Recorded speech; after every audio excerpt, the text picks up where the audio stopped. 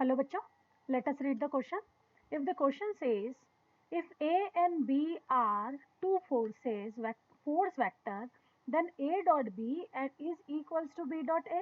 तो हमें चेक करना है कि अगर A और B जो है फोर्स वेक्टर है, ठीक है, मीन्स फोर्स को रिप्रेजेंट करते हैं, तो हमें जो की कॉन्सेप्ट अप्लाई होगा वो होगा A डॉट B का dot product of two vectors, dot product of two vectors is equals to mod of A mod of B into cos theta.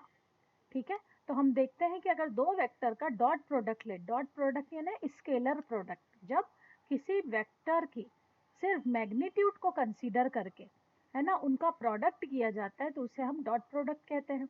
तो हमने कहा कि ए और बी क्या है, फोर्स वेक्टर है, ठीक है। सो फोर्स वेक्टर हैं तो हम अगर ए डॉट बी फाइंड करेंगे, so A dot B will be equals to, हम ए बी में स्मॉल लिख रही हूँ, A small means mod of A और B small means mod of B, A B cos theta.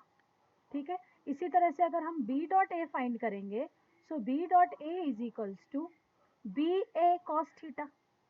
ठीक है, अब हम कह सकते हैं कि A B magnitude of A into B is equals to magnitude of B into A, correct, and theta is same for both cases, correct. तो दोनों ही केसेस में cos थीटा की वैल्यू सेम रहेगी।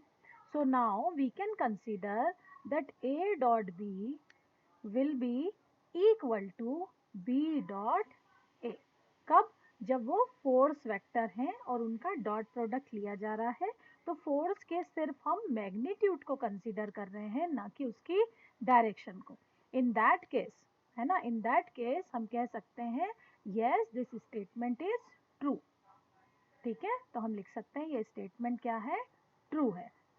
आई hope this is clear to you. Thank you.